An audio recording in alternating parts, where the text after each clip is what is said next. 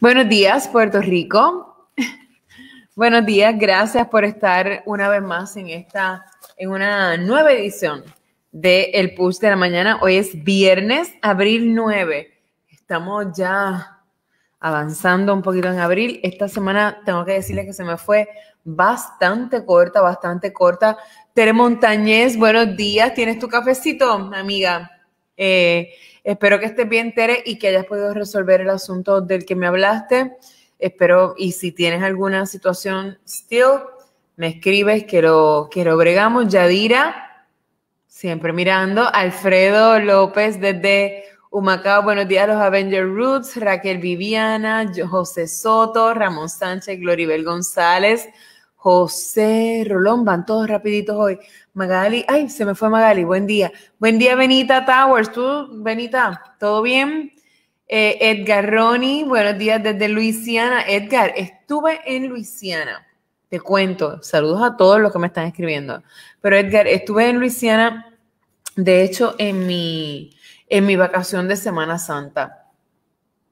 Tremendo. O sea, ya yo había ido, pero fuimos con un grupo de 4, con mucha precaución, ¿verdad? Creo que tienen muchas precauciones. Entiendo que ya en Luisiana, me consta porque lo vimos en las noticias todo el tiempo y había notificaciones por todos lados que había vacunación por todos lados en Luisiana. Tremendo lugar para estar. Buenos días, Irán, buenos días, qué bueno, Tere, que estás en el proceso. Kaela, buenos días, Jacqueline, buenos días, Amara Rojas, bendiciones, tempranito desde Levitón. Bueno, pues vamos a tomarnos un cafecito desde Gurabo, Puerto Rico. Buenos días, Lisa Montañez, salud. Este nombre es bien difícil para mí decir. Hey Nichols Rodríguez desde Culebra, me encantaría ahora mismo estar en Culebra, pero no se puede. Manolito levanta. Amigos, hoy tenemos un buen programa. Tenemos Erasmo desde Coamo, gracias por siempre estar pendiente. Mariano con los cocodrilos. Ay, Dios mío. Bueno, Mariano me hizo ir a un lugar de cocodrilos. Estuvieron espectaculares. Yo no los quise agarrar, viste que te dan unos bebecitos para que los agarres. Yo no los quise agarrar porque me daban cositas, los sobé un poquito, pero yo no soy muy fanática de esos, de combatir terrores frente a la gente, así que, pero estuvo muy bueno. Buenos días, Janet, desde Texas. Amigos, les cuento, miren la loca.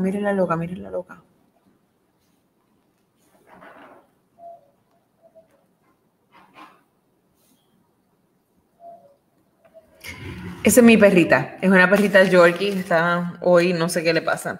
Amigos, les cuento, hoy tenemos, en 2 minutitos, tenemos una entrevista con el secretario de Justicia, el licenciado Domingo Emanueli.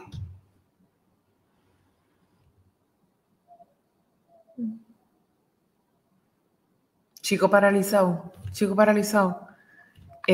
está alegre, sí. Ay, está tranquila, mija. Tenemos una entrevista a las 7:10 ya mismito con el licenciado Domingo Emanueli con relación a un caso muy importante que se dio a conocer ayer, que es el caso de esta égida que déjame buscar, como busco una palabra que... Es más, mira, lo voy a decir. Es una égida que tomó mucha ventaja de una septuagenaria y les radicaron cargos a la gente de la égida y a personal del Departamento de la Familia. Tengo que lamentar esto. Ustedes saben que nosotros en Noticel nos hemos convertido en parte de la campaña de no maltrato a los menores, cero maltrato a los menores. Pues saben que los adultos mayores que están en centros de cuidado prolongado están siendo maltratados, y yo verdaderamente siento mucha pena por estas palabras, esta situación. En el caso de esta septuagenaria, es que yo no creo que hay delito suficiente, y perdónenme si se lo digo así, no hay delito suficiente para imputarle a una persona que se aprovecha de un adulto mayor que está bajo su custodia. Así que eso lo vamos a hablar pronto con el secretario de Justicia, pero también vamos a hablar un poquito más adelante con la fiscal Janet Parra. Ustedes saben que ella es la fiscal a cargo del caso de Pablo Casellas. Pablo Casellas, después de haber sido encontrado culpable, está en la calle a base, ¿verdad?, de ese dictamen que salió del Tribunal Supremo de unanimidad en el caso de las convicciones criminales. Pues él está libre y comienza un nuevo juicio que tristemente van a posiblemente dure más de un año. Así que esa es la situación en ese caso, pero vamos a poder hablar con ella y a la misma vez vamos a poder hablar con nuestra reportera Cintia López Cabán, que cubrió ese caso cuando estaba en otro medio. Tengo una persona, Alfredo Olivieri, que dice que su abuela falleció por maltrato en un centro de cuidado prolongado en Bayamón. Vamos a atender ese tema, José Rolón, vamos a atenderlo ya mismo. Déjame recordarle al secretario que lo estoy esperando. Mientras tanto, tengo que darles una mala noticia. Mira, está el secretario de Justicia, se está uniendo a la conversación y lo vamos a unir. Quiero que sepan que después de esto, aunque tenemos luego otras entrevistas, quiero hablar del COVID. Yo se los dije antes de irme de vacaciones y cuando llegué de vacaciones se los dije. Estos números no son los correctos. Estos números son muchos más. Lo que pasa es que estábamos en Semana Santa y la gente no estaba reportando los casos de COVID. Por lo tanto, un día tuvimos 90 y hoy nos levantamos con 1,600 y pico de casos.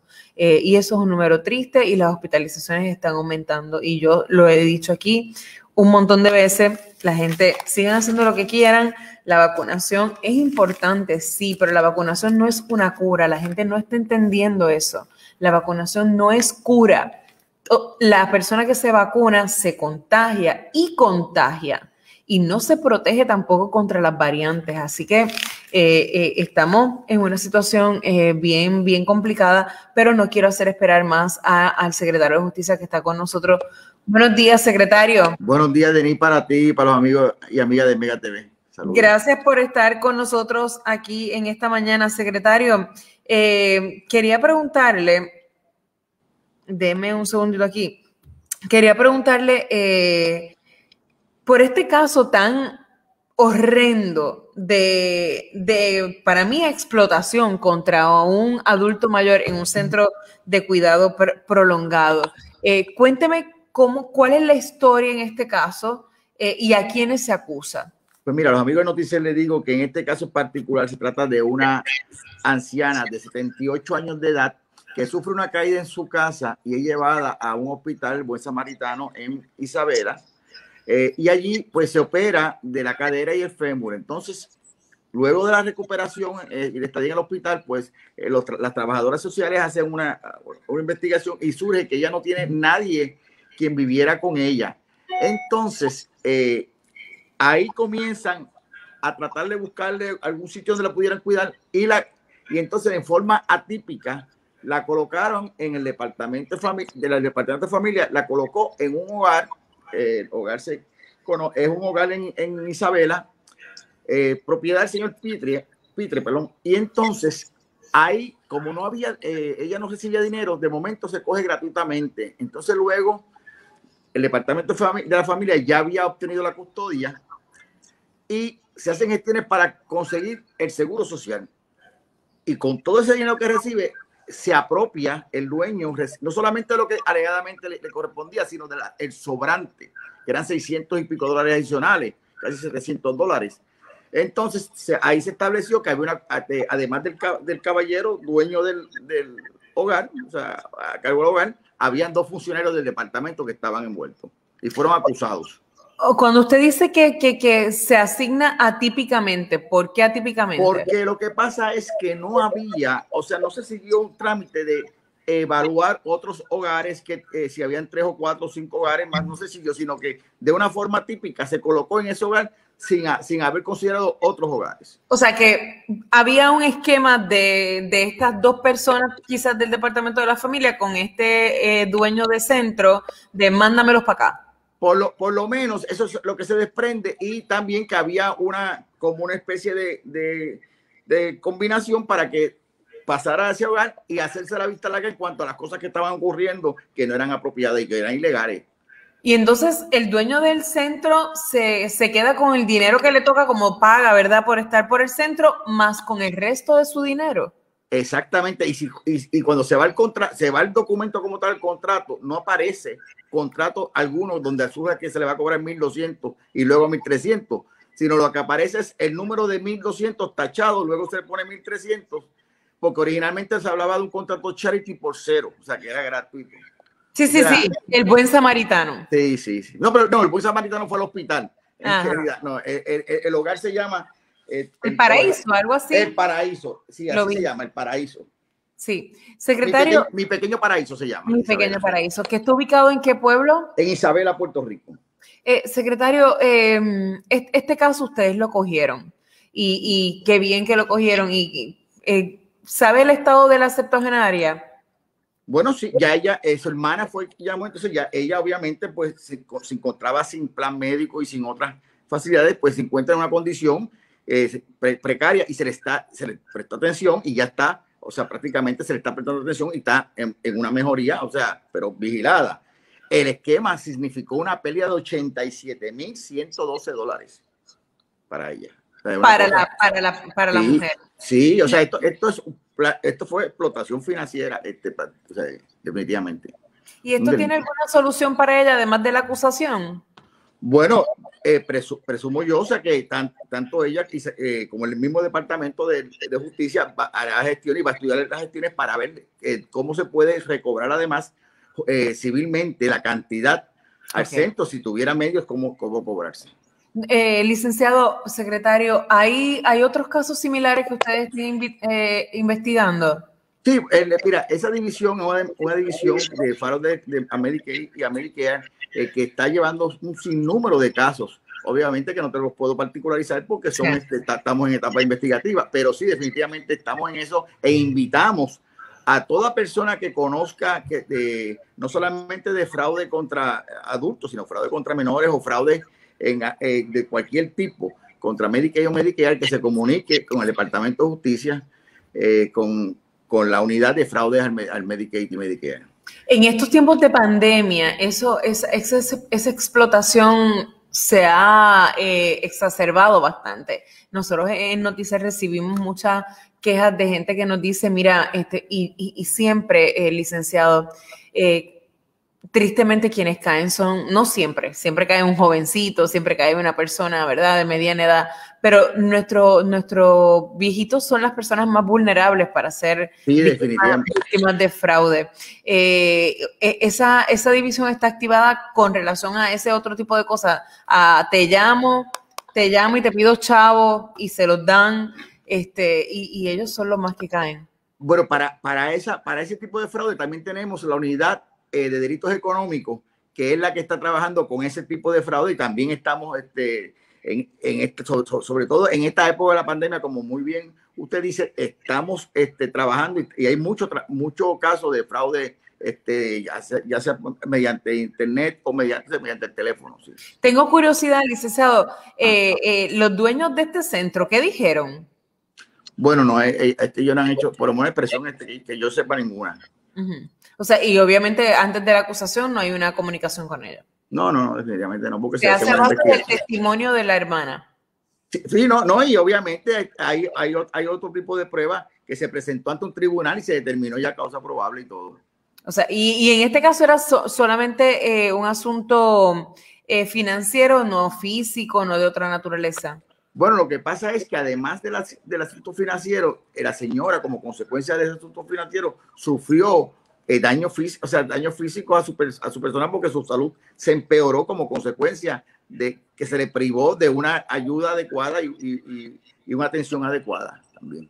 Muy bien. Secretario, gracias por hablar de este tema. Se habla muy poco y nosotros aquí en Noticel somos totalmente solidarios con las víctimas de maltrato. Tengo que hacerle una última pregunta porque sé que está ocupado. Quiero preguntarle sobre el alcalde de Mayagüez. Hay una investigación en curso, ¿correcto? Sí, ya comenzó la investigación, ya está en curso. Sí se notificó al panel de FEI para que se activaran los términos. ¿Y abarca qué? Bueno, estamos ahora en una etapa investigativa, abarca todo lo que ha surgido, lo que sale de la prensa y abarca un referido que hizo el representante Quiquito Meléndez, donde se hacen unos señalamientos. Se está comenzando a investigar ahora. Estamos en esta investigación más profunda. ¿Le preocupa lo que, más allá de entrar en los méritos, le preocupa observar, señalamientos que se han hecho públicamente en el caso de Mayagüez? Porque si bien es cierto que el FBI como que básicamente lo exoneró de algunas cosas, como que daría la impresión de que a nivel estatal tienen más chance, ¿verdad? No de ser procesado. Yo no quiero colocarlo a usted en una situación de tener que adjudicar eso desde ahora, pero mi pregunta es, a nivel estatal, no está exonerado de nada todavía. No está acusado tampoco. No está acusado tampoco, pero está siendo investigado. O sea, si el señor alcalde de Mayagüez está siendo investigado, obviamente, bajo la ley de Puerto Rico, la ley estatal, como tú muy bien dices, y en atención a eso, o sea, va a ser una investigación como él muy bien solicita, que sea justa y seria, así mismo va a ser. O sea, nosotros vamos a examinar toda la documentación, vamos a examinar testigos, y lo que surja de esa documentación y testigos, eso dará base a un resultado de la investigación que de esa forma se someterá en su debido momento al panel de fiscales independientes para que tomen la determinación.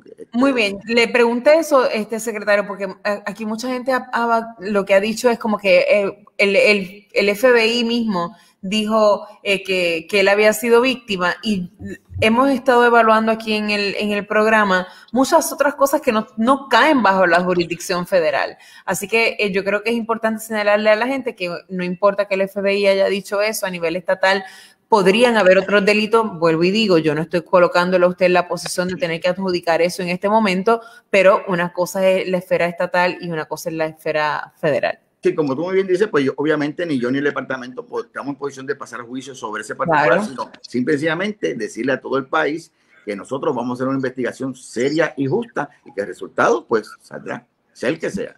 Muy bien. Antes de que se vaya, hay una persona por ahí, parte del foro, Mariano Soto, que le mando un abrazo. Ave María, igualmente, un abrazo recíproco. Muy bien. Gracias, secretario, por estar con nosotros esta mañana. Muchas gracias. Amigos, fue el secretario de Justicia, Domingo Emanueli, hablándonos de este caso bastante lamentable. Manu, levántate. Yo no veo a mi hijo levantado. Yo me pongo bien nerviosa cuando no oigo así como expresiones suyas. Dame una expresión de vida. Manu. Él está aquí, perfecto, estamos vivos.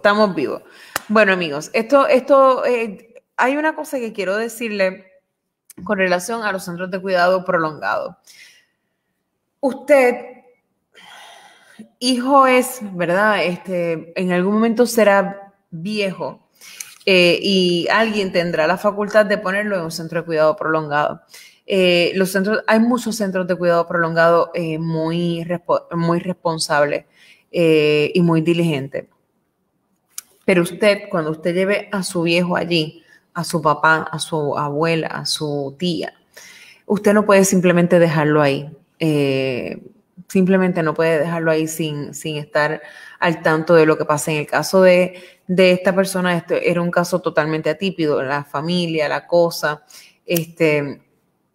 pero qué bueno que se encontró. Hay otros casos que están investigando, como nos dijo aquí el secretario de Justicia, eso, ¿verdad? Me preocupa mucho. Mi abuela estuvo en un centro de cuidado prolongado y todavía a estas alturas, y esto es una cosa personal que les digo, no me preocupa decírselo, pero todavía a estas alturas mi mamá tiene dudas sobre si hubo maltrato en ese caso.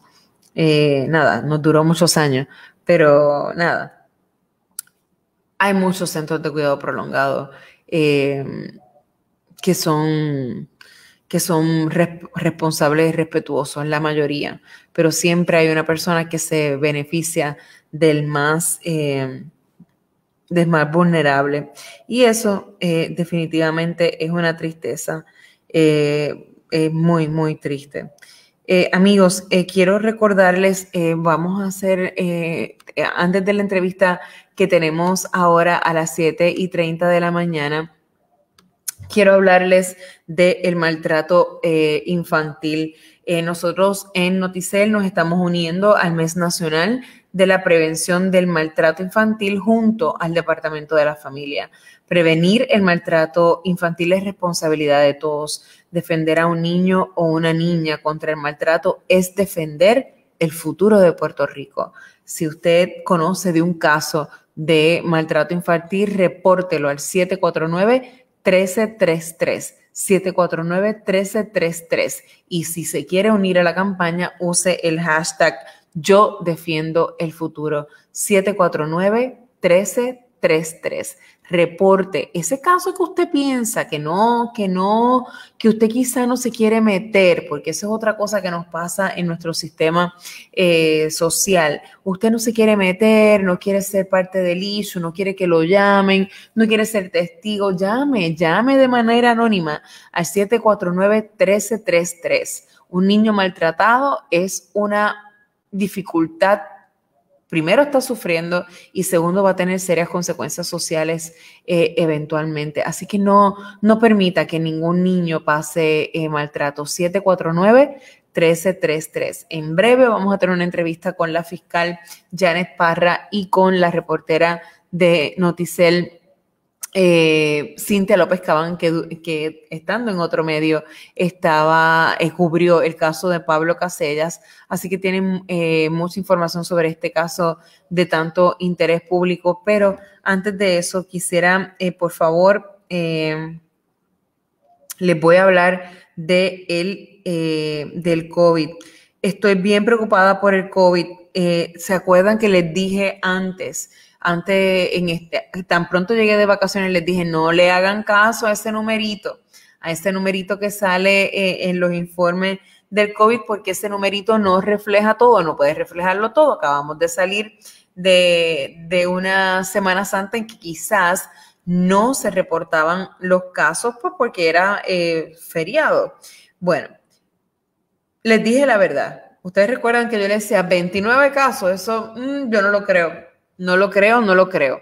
Y recuerden también que el Departamento de Salud tiene una dificultad con la entrada de datos al sistema. Bueno, hoy nos levantamos con un informe bastante triste, si se quiere.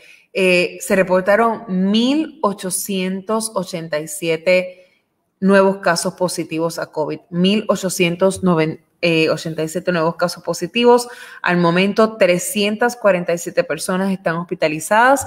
También se los dije antes de irme, en esos días de asueto, estábamos en 120 y pico. Estoy muy preocupada por esos 347. 26 de esos casos son casos pediátricos y como ustedes ven en la portada de hoy de Noticel.com, la mayor parte de los afectados son jóvenes entre 20 y 29 años. 20 y 29 años. Y además de eso, el número, la edad promedio de las personas que están falleciendo ya no es de 87 años, 77 años, no. Hemos estado viendo durante todos estos días y yo se los he estado dando en este sistema, en este informativo. Hay muertes de 40 y pico de años, 50 y pico de años. O sea, no solamente se están contagiando más los jóvenes, están muriendo también más jóvenes. Así que si bien es cierto que los números a veces bajan y que las hospitalizaciones habían bajado, estamos en una nueva situación. Ya las hospitalizaciones están trepándose nuevamente, los casos se están trepando nuevamente. Hay 38 municipios en alerta por alta transmisión. Eso es importante. Hoy comienza la nueva orden ejecutiva que la hace que usted se mete 2 horas antes a su casa. Yo tengo un poco de problemas con eso de meterse antes a su casa porque yo no creo que ese es el problema. Yo no creo que ese es el problema. Creo que verdaderamente hay otra cosa y es una falta de responsabilidad individual. Pero el gobierno tiene que hacer lo suyo y yo entiendo. Las escuelas anoche se suspendieron las clases hasta nuevo aviso.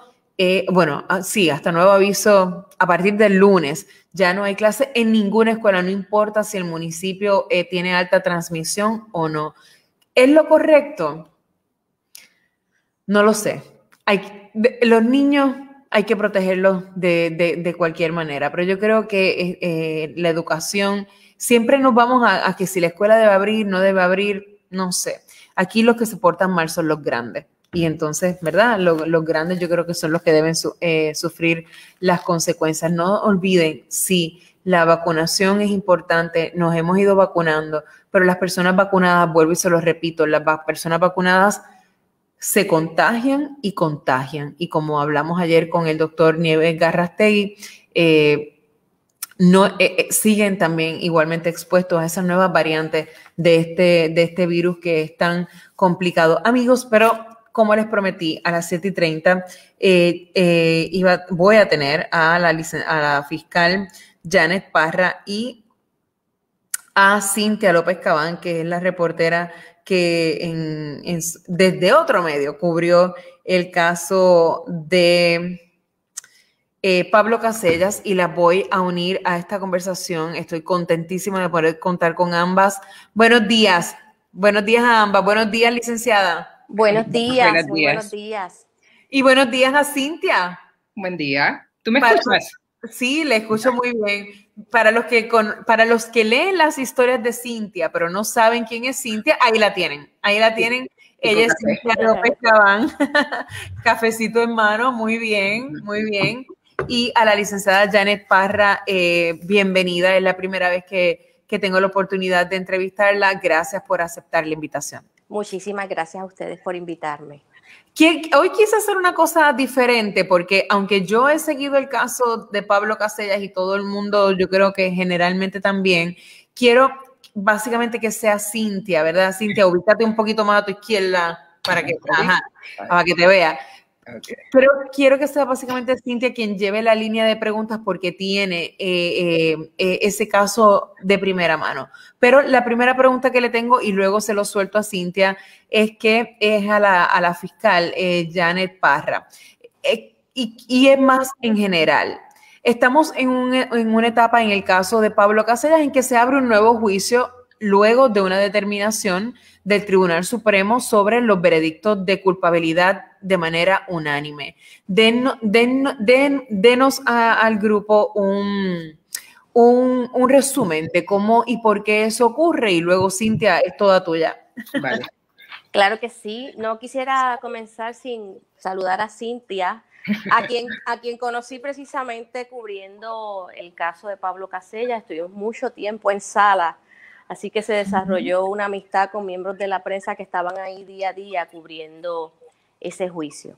Bien, el caso de Pablo Casellas es un caso que entra a una etapa de nuevo juicio, ya que fue un caso que se mantuvo desde el 2014, que se hizo una determinación de culpabilidad por un jurado de 11-1, se mantuvo vivo en el apelativo.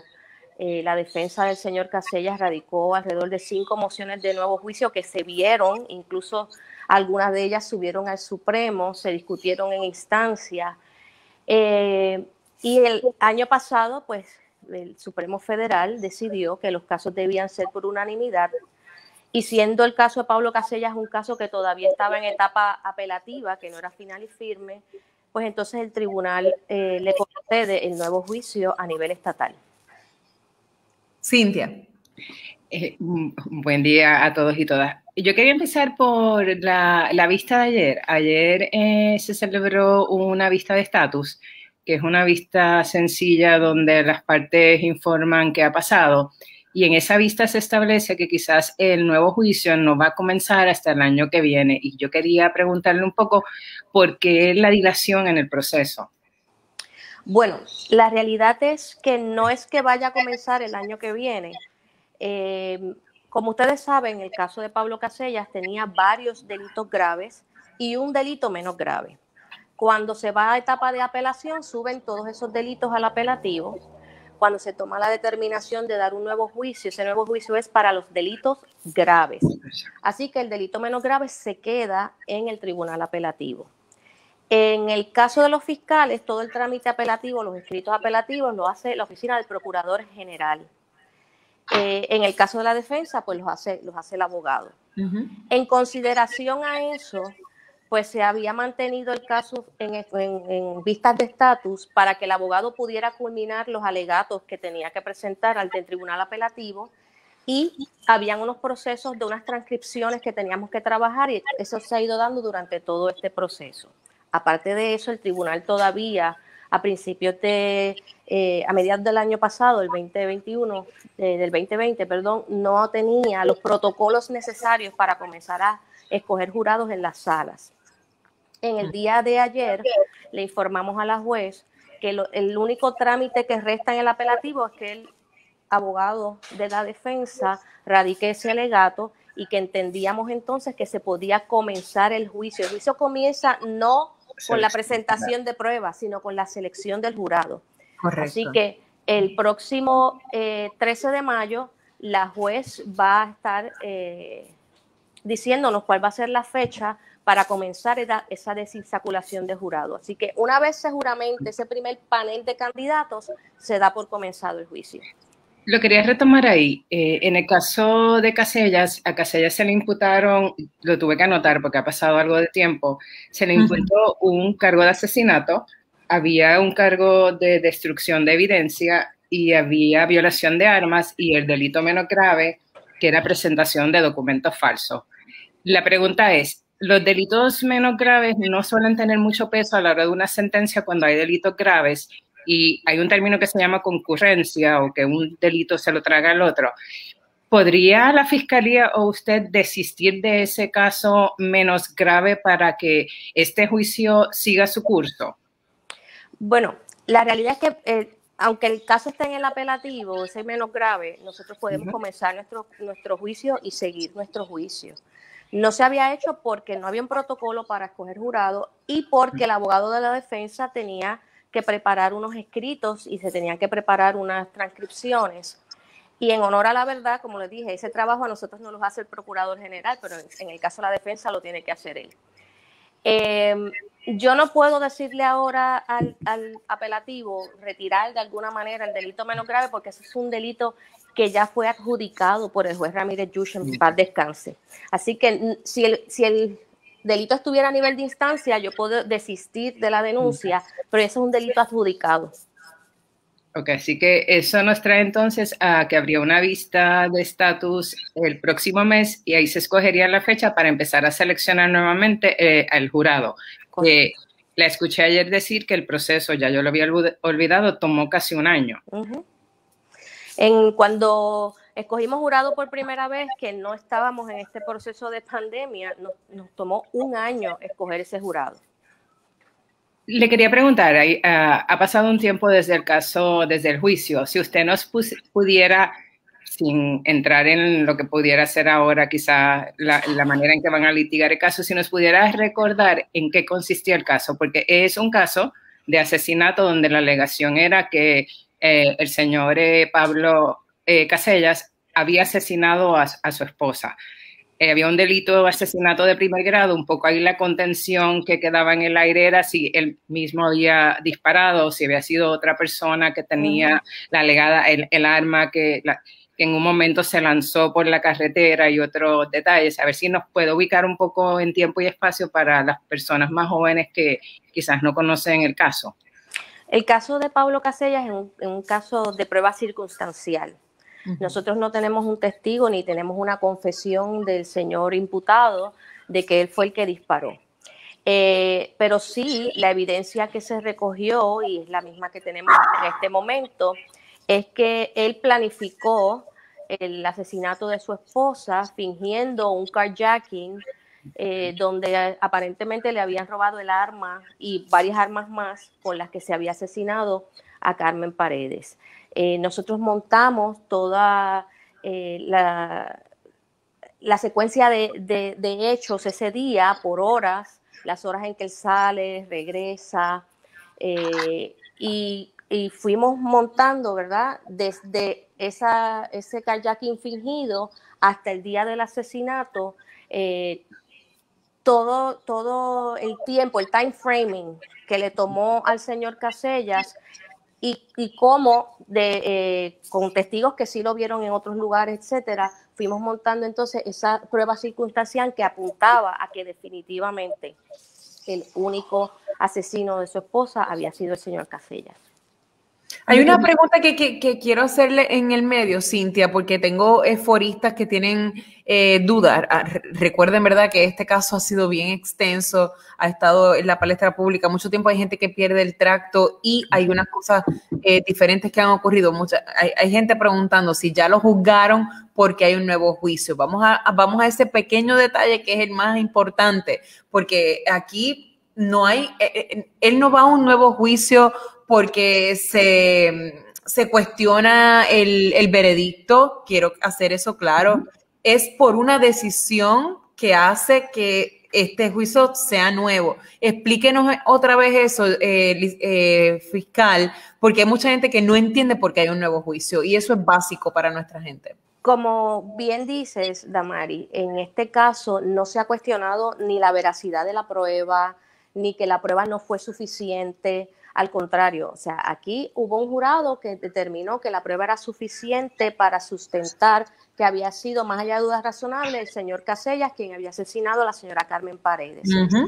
Lo que sucede es que ante el apelativo aquí, cuando el caso de Sánchez Ramos, la defensa había radicado una moción diciendo que los casos no se podían decidir por mayoría. Me explico. En Puerto Rico, constitucionalmente, nuestra constitución establecía que los casos se podían decidir por mayoría.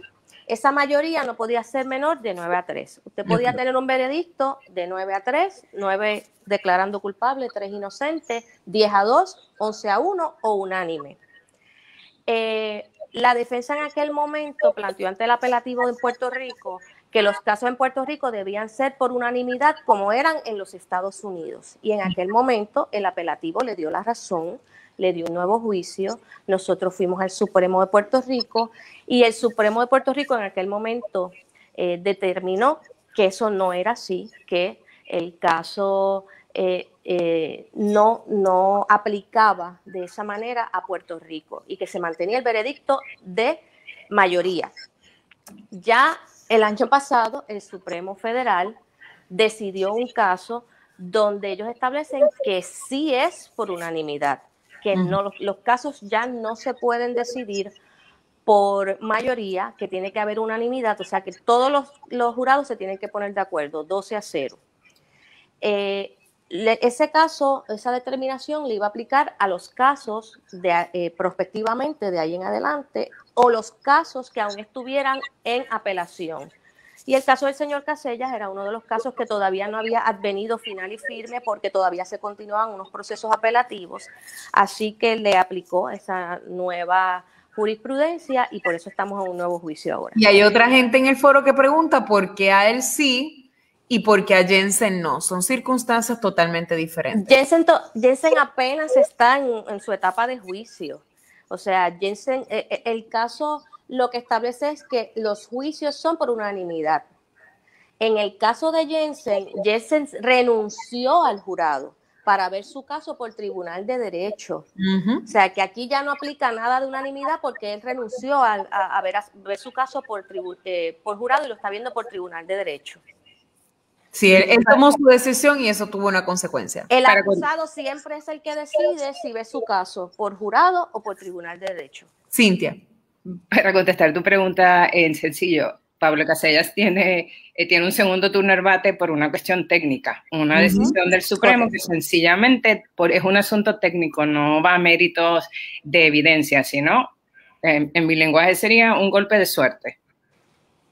Porque Pablo Casellas va a juicio, tiene su juicio, y en la etapa de apelación ese proceso se extiende varios años. Durante ese periodo hay unos asuntos técnicos legales que se mantienen vivos y el año pasado, el 20 de abril, el Tribunal Supremo Federal decide, ojo, de ahora en adelante todos los casos donde hay delitos graves, como en este caso que es asesinato, todos los veredictos tienen que ser unánimes. Y en primera fila estaba Pablo Casellas esperando. Correcto. Se mantenía vivo. Así que es una cuestión de estrategia legal, de tener un abogado brillante que es el que permite un poco que todo esto se dé, desde mi perspectiva. Licenciada, ¿cuánto fue la convicción la vez pasada? 11-1. 11-1. Sí. Hubo una persona entonces que le dio el beneficio de la duda. ¿Puedo abundar ahí? Por favor. La decisión es 11-1. Estuvimos en el tribunal, la deliberación tomó todo el día. Cosas que no se han discutido públicamente, pero que sí trascienden, y las personas que estábamos allí, es que ese voto de esa persona era una mujer y es una persona que estaba vinculada a una abogada. Así que se presume que ese voto en contra de la convicción unánime también se da por una persona que quizás tenía más conocimiento que los otros juzgadores de hechos. No, de eso no se ha hablado mucho, no sé si la fiscal quiere entrar, pero había toda una controversia en torno a eso. Lo que yo tenía entendido, y la fiscal quizás me puede corregir, es que desde el inicio el jurado estaba 11-1. Que casi todo ese proceso de deliberación ahí en Bayamón, que terminó como a las 9 de la noche o las 10, yo recuerdo haber estado en el tribunal tarde, tiene que ver con esa única jurado mujer, que era hermana de una abogada, que era la que entendía que no se habían probado unos asuntos técnicos, es lo que tengo entendido. Así que nada, planteo eso un poco para que la gente tenga un poco de background de lo que fue aquel momento histórico. Licenciada. Bueno, yo... Usted no puede entrar en el jurado. Todo lo que ha dicho Cintia es correcto. Aún hay algunos asuntos que nosotros estamos verificando, ¿verdad? Sobre esa jurado, porque después se dieron unos procesos donde ella también participó, y no quisiera entrar en detalles, pero puedo decirte que todo lo que dijo Cintia es correcto. Y yo quería hacer otra pregunta, porque con el paso del tiempo la gente fallece, la gente se va, la gente se mueve. En términos de los testigos del caso, ¿con qué cuenta el Ministerio Público? ¿Tienen a la patóloga, a los mismos peritos? Porque había creo que de las funcionarias del Instituto de Ciencias Forenses que ni siquiera está en la agencia. ¿Con qué evidencia cuenta el Estado en este momento, que fue uno de los debates que se dio el año pasado cuando surge la decisión del Supremo Federal? Nosotros tenemos, yo diría que la gran parte de los testigos. Yo he reevaluado la prueba. En efecto, hay una funcionaria del negociado de ciencias forenses, el instituto nuevamente, que ya no trabaja en el instituto. Pero esa prueba, que era las pruebas de patrón de sangre, yo entiendo pues que realmente no aportaban mucho a nuestro caso.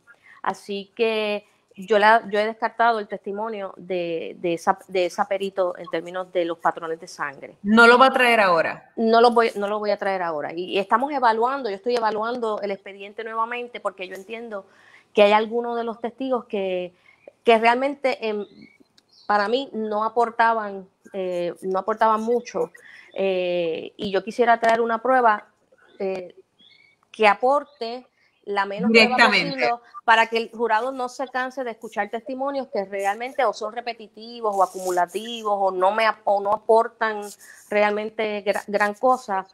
Pero te puedo adelantar que en términos de los funcionarios del instituto, esa es la única con la que yo no contaba, y yo descarté su... Puedo hacer voy a desviar un poco del asunto, pero es igual lo mismo. Quería entender, en el caso cuando lo cubrí era otro momento histórico, y hago la salvedad porque el tiempo sí cambia las circunstancias y la madurez social. En aquel momento había mucha dificultad al hablar, por lo menos desde la manera que yo les recuerdo, de Carmen Paredes. y de las circunstancias que rodearon ese asesinato, precisamente porque era una mujer guapa, era una mujer y se veía muy sexualizada. Y recuerdo haber estado en sala el día que se habló de las pruebas de ADN y del asunto de los fluidos que había en el cuerpo de ella. Los abogados salieron y pidieron perdón por haber desacrado la imagen de esta mujer.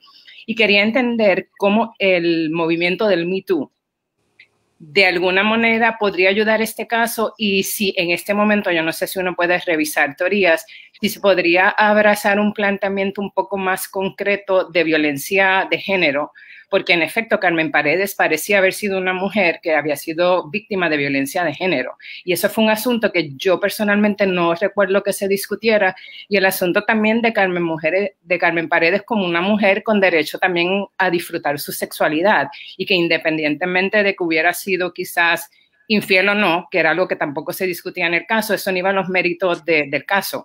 Esta es una mujer que la mataron, independientemente de lo que ella había hecho. Así que le pregunto si eso podría revisarse en este nuevo juicio. Y si usted va a ser la única fiscal en el caso, en aquel momento había 3 fiscales y ahora solamente la ve usted en el caso. No podemos olvidar desde un inicio que el caso de Carmen Paredes es un caso de violencia doméstica. Yo no sé si tú recuerdas en una ocasión que el abogado... el asesinato, esa fue la conclusión. Correcto. Pero el inicio fue un caso de violencia de género. Es un caso de violencia de género, desde el inicio. O sea, las circunstancias en las que se da ese asesinato vienen arrastrándose de realmente un caso de violencia doméstica. Yo no sé si Cintia recuerda que en una ocasión el abogado dijo, esto no es tan fácil como un caso de violencia doméstica, y la fiscal Phoebe Salis le dijo, es que esto es un caso de violencia doméstica. O sea, pienso que a veces la defensa lo vio como un caso de asesinato y nosotros desde un inicio lo vimos como un asunto de violencia de género. Sigue siendo un asunto de violencia de género. Nosotros nunca trajimos prueba o evidencia de la vida íntima de Carmen, porque para nosotros eso no es un issue. Si la defensa en su momento quiso traer alguna prueba para probar algún tipo de motivación o algún tipo de súbita pendencia de parte de su representado, pues eso es otro asunto. Para esta fiscal es un caso de violencia de género y en nada tiene que ver el comportamiento o la vida sexual que pudiese haber tenido la señora Carmen Paredes. Licenciada, cuando salió Pablo Casellas, después de un buen tiempo en que no se conseguía quien lo cuidara, ¿verdad? Quien fuera su tutor. ¿Tutor es que se le dice? El custodio. El custodio legal. El custodio, que finalmente terminó siendo su hija. Eso tomó un tiempo. Ahí hay unos problemas familiares que usted no tiene que hablar, ¿verdad? Pero que existen en esa familia, que nadie se quería hacer cargo de Pablo Casellas. ¿Cuál ha sido el comportamiento de Pablo Casellas una vez liberado? Hasta el momento no se ha tenido queja de su comportamiento. Pablo tiene un grillete, así que cualquier movimiento que Pablo haga fuera de su casa, pues se va a conocer. Y hasta el momento, tengo que decir, en honor a la verdad, que no hemos tenido ninguna queja, no se ha presentado queja alguna, ni comportamiento que amerite que se intervenga con el señor Casellas. Licenciada, ¿usted tiene convencimiento de que esto va a volver a ser una convicción? Claro que sí, sí. La prueba, Cintia puede dar fe de eso, la prueba contra el señor Casellas es robusta, es convincente, y yo no tengo la más mínima duda de que él es culpable del asesinato de la señora Paredes. Tengo una pregunta que, si bien usted no quiso abundar ahorita, tengo que hacerla. ¿Hay una investigación sobre ese jurado, sobre ese miembro del jurado? No quisiera ¿Hay algo, vámonos genérico? ¿Hay algo administrativamente que se puede hacer contra un miembro de un jurado del que se tiene dudas de por qué votó de tal manera? Olvidémonos de este caso. Bueno, obviamente sí se pueden hacer algunas cosas. Nosotros hemos recopilado información. No sé si ustedes recuerdan que con la juez Vivian Durex se comenzó un proceso donde precisamente se iba a descorrer el velo del jurado, proceso que nosotros logramos paralizar, ¿verdad? Pero fue esta misma jurado la que prestó esa declaración jurada diciendo que otro jurado había intervenido con ellos inadecuadamente. Sí, nosotros hemos iniciado un proceso de verificar, ¿verdad? Y hay detalles que no puedo compartirlos con ustedes, ¿verdad? Sí, sí. Pero eso incluye entrevista a otros miembros del jurado. No, nosotros no hemos entrevistamos solamente al miembro del jurado que estuvo presente en sala en esa ocasión que la juez Durex vio esa vista y tuvo oportunidad de que él se sentara en la silla de los testigos a explicarla. Pero nosotros no podemos tener interferencia con el jurado sin que tengamos el permiso del tribunal. Y a esos efectos nosotros no hemos tocado otros jurados. Nosotros sí hemos recopilado una información que dio la propia jurado en la silla testifical y hemos buscado más información, estamos buscando más información al respecto. ¿Y qué consecuencias puede tener? Pues no, en estos momentos no podría decirle porque no tenemos toda la información completa, pero pues solo puedo decirle que en esta ocasión vamos a ser mucho más cuidadosos con el jurado que escojamos. Cintia, ¿tienes alguna pregunta? Le quería preguntar sobre el testigo que supuestamente veía a Pablo lanzar el arma cuando venía del supermercado. No recuerdo el nombre en este momento. Ese testigo lo podríamos ver de nuevo testificando ahora. Sí. Que ese era como el testigo esencial, básicamente. Claro. Fiscal, ha pasado algo de tiempo y usted disculpe. La autopsia establecía que Carmen Paredes murió de ¿cuántos disparos? Ay, ahora no recuerdo si eran 7. No recuerdo el número, pero era más de 1. Y el último disparo es el disparo que le da en la frente, que es entonces el que se entiende que es el disparo como que la termina, ¿no? No tengo una ausencia de palabras, no, estoy tratando de rescatar aquel momento y las fotos de autopsia en mi mente. Bueno, la realidad es que la mayoría de los disparos que ella tenía eran mortales. Establecer realmente cuál era cuál fue primero, cuál fue después, pues era un poquito más difícil, pero todos fueron mortales. Porque una de las cosas que más me llamaba la atención, para las personas que no saben, en sala se presentan las imágenes, las fotos de autopsia. Así que las personas que están en sala, el caso de Casellas fue un caso que llamó mucho la atención, así que un poco la rutina había que llegar temprano al tribunal de Bayamón, porque la fila para entrar era como un cine, aquello ciertamente no era tiempos de COVID. La gente llegaba desde temprano, había fila y para entrar al tribunal se separaron unos bancos para la prensa. Y yo recuerdo particularmente porque me impresionó mucho las fotos de la muerte. Carmen Paredes tenía un disparo justo en la frente que uno tenía, por lo menos yo tenía la impresión que ella no se enteró que había muerto, que la habían disparado mientras ella estaba leyendo un periódico y bebía, creo que era jugo de China, ¿no? Y se fumaba un cigarrillo y muere en el área de la piscina. Es para que la gente se ubique un poco en lo que estaba pasando. Y creo que había unos perritos también, ¿no? En el área de la piscina. Bueno, yo no quiero entrar en los detalles de la prueba, porque como bien sabes, pues comenzamos desde cero. Y entonces, pues no quiero que se pueda plantear que estamos discutiendo el caso en la prensa para que posibles candidatos a jurados pues se impresionen o estén a nuestro favor. Pero ¿cómo se combate eso si esto es un caso que ha sido discutido ampliamente? Cuando se da el primer juicio estábamos hasta tuiteando en vivo y se estaba transmitiendo creo que la vista de sentencia es la primera que se transmite en Puerto Rico. De hecho, el veredicto se anunció a través de autoparlantes, altavoces en el estadio. La gente celebró en la calle. Al tribunal llegaron decenas de personas a celebrar el veredicto. ¿Cómo se salva eso?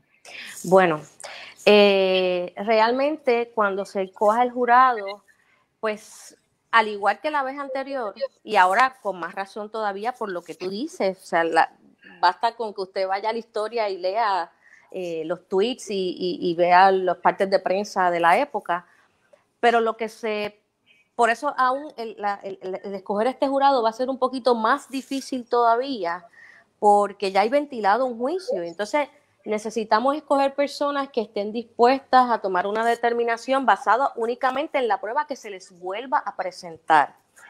Es parte del proceso hacer preguntas, ¿verdad?, en términos de cuánto conocimiento tienen y si están dispuestos a descartar ese conocimiento para solamente dejarse llevar por la prueba que se siente en esa silla y descansar en lo que diga esa persona, ¿verdad?, en su sinceridad, de que si está dispuesto a escuchar la prueba y esconde que a lo mejor sí ya tiene un juicio en su mente. Pero es parte del proceso de escoger el jurado. ¿Cuánto tiempo estuvo preso Pablo Casella? Desde el 2014. Y le hago la pregunta porque mucha gente, ¿verdad? Aquí con los jurados todo puede pasar, ¿verdad? Y no podemos, y hay mucha gente que puede decir, ya él cumplió. No, él no ha cumplido. O sea, sí, yo tengo que aceptar que él estuvo unos años preso, pero la realidad es que los años que él estuvo preso no son los que establece el Código Penal para un delito de asesinato en primer grado, sumado los delitos de armas. Para mí, todavía Pablo Casellas no ha cumplido por el caso de Carmen Paredes. Denise, creo que la sentencia era de 109 años, ¿no? 109. No hay manera de que haya cumplido eso. Pero para que entiendas, aún en los casos donde una persona comete un asesinato, creo que tiene que esperar 35 años antes de que se le pueda incluso plantear que puede ir a la Junta de Libertad bajo palabra. Así que, y Casellas cumplió como 4 o 5 años, ¿no? Estuvo preso. Desde el 2014 hasta el año pasado. Así que para que tengas un margen de tiempo. Me queda todo. Me Le hubiera quedado todo. Le agradezco mucho a las dos. Desde que ayer este nuevo ángulo surgió, le dije, Cintia, necesito no solamente que me consiga la fiscal, sino que tú también estés en esta entrevista, porque reconozco el expertise que tú tienes, Cintia, ¿verdad?, en estos casos de tribunales y sobre todo en este caso de Pablo Casellas, que cubrió y que me da la impresión de que quiere cubrir, casi me lo está diciendo al aire y públicamente. Así que vamos a estar bien pendientes. Gracias, licenciada, sé que está bien ocupada. Cintia, gracias. Estoy bien contenta de que hayas sido parte de este live, porque nutres con tu experiencia esta entrevista. Gracias a ambas por estar con nosotros. Muchísimas gracias a ustedes. Buen día. Que tengan buen día.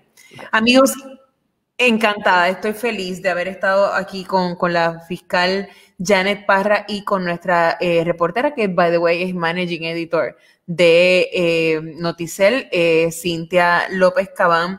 Este caso yo quería explicárselos porque había mucha gente que nos decía, nos preguntaba, ¿pero por qué? ¿Pero por qué? Bueno, pues ahí tienen todo el contexto. Tienen el contexto de la acusación inicial, tienen el contexto de por qué se realiza un nuevo juicio, que es a base de una decisión del Tribunal Supremo de los Estados Unidos que requiere un veredicto de unanimidad. ¿Y qué pasó en este caso? Este caso fue 11-1.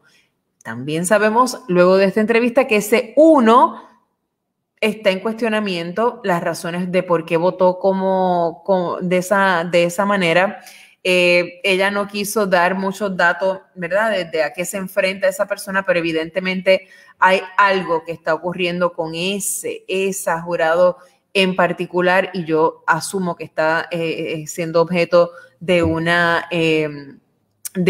investigación por su modo de votar, o sea, usted puede votar como usted vote, pero aparentemente hay circunstancias que rodearon o que marcaron su manera de votar. Así que interesante, este asunto del jurado recién comienza. Mucha gente, mientras ella hablaba con nosotros, me preguntaba, ¿hay un nuevo jurado? Sí, hay un nuevo jurado. Ese es el caso.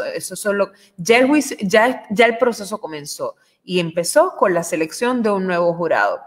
¿Qué pasa? Que ese nuevo jurado va a tardar en elegirse por la situación del COVID precisamente. Tú no puedes entrevistar a más de 2 personas, según escuché, no puedes entrevistar a más de 2 candidatos a jurado en un mismo día, no pueden haber más de 10 personas en sala, así que va a ser un proceso complicado. Ya la fiscal nos había dicho que sin COVID la selección del jurado duró 1 año la vez pasada, así que vamos a ver cómo tarda esto. Estoy contenta.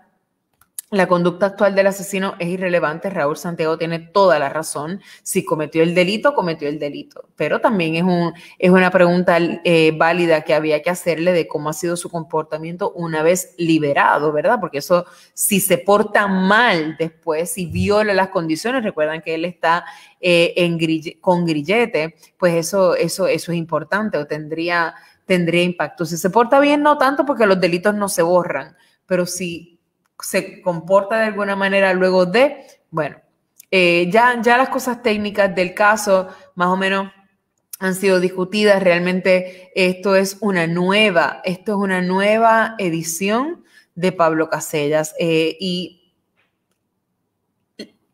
esto no le gusta a la gente, como si, de hecho se lo dije a alguien ayer y no le gustó, pero es como lo veo. Hoy, 9 de abril, viernes 9 de abril, Pablo Casellas es un hombre inocente al que habrá que probarle la culpabilidad. Ese es su estatus legal. Hoy es un hombre inocente que tendrá que probársele culpable para ser encarcelado nuevamente. Ese es su estatus hoy. Ese es nuestro sistema. Amigos, hemos tenido una semana bien importante aquí en el Push de la Mañana. Hemos tenido muchísimas entrevistas. Estoy bien contenta. La gente sigue respondiendo a nuestros llamados a informar, a orientar. Ustedes siguen siendo parte de este equipo. Yo le digo que ustedes son mis protagonistas, mis invitados más importantes todos los días. Estoy extremadamente contenta de su sintonía. Amigos, recuerden lo que les he venido diciendo desde ayer, que nos hemos unido en Noticel a la campaña contra el maltrato infantil. No permita que el maltrato infantil continúe ocurriendo y no lo valide con su silencio. Si usted tiene información sobre algo de algún caso de maltrato contra los niños, llame al 749-1333, 749-1333. Si quiere hacerse parte de esta campaña, use el hashtag Yo Defiendo el Futuro. Nosotros en Noticel nos unimos al mes nacional de prevención de maltrato infantil. Un niño maltratado es un problema hoy y es un problema en el futuro, y usted no quiere ser cómplice de eso. Amigos, mañana recuerden que mañana es sábado y no hay push a las 7 de la mañana, pero hay una nueva edición a las 9 de la mañana que les resumirá todas las entrevistas que hemos estado realizando durante toda esta semana, incluyendo estas de esta mañana con el secretario de Justicia Domingo Emanuel y con la fiscal Janet Parra y con la reportera Cintia López Cabán. Todos los sábados, recuerden, todos los sábados a las 9 de la mañana, el resumen del push de la mañana de Noticel. No se despeguen de nuestra página, bajen la aplicación. Hoy hay mucho trabajo en la calle y nosotros se lo vamos a estar llevando. De hecho, a las 10 de la mañana hay un caso que vamos a llevarles en vivo desde el Tribunal de San Juan. Es el caso de la representante, de la senadora Joan Rodríguez Bebe contra Pedro Pierluisi por el caso de la orden ejecutiva de perspectiva de género. Así que no se lo pierdan, porque se lo vamos a llevar en vivo a las 10 de la mañana desde el Tribunal de San Juan. Eso y muchísimas otras cosas más. Mientras tanto, yo me voy a despedir y nos vemos mañana a las 8 de la mañana, a las 9 de la mañana, en la edición de los sábados del Push de la Mañana. Gracias por su sintonía. Que tengan excelente día.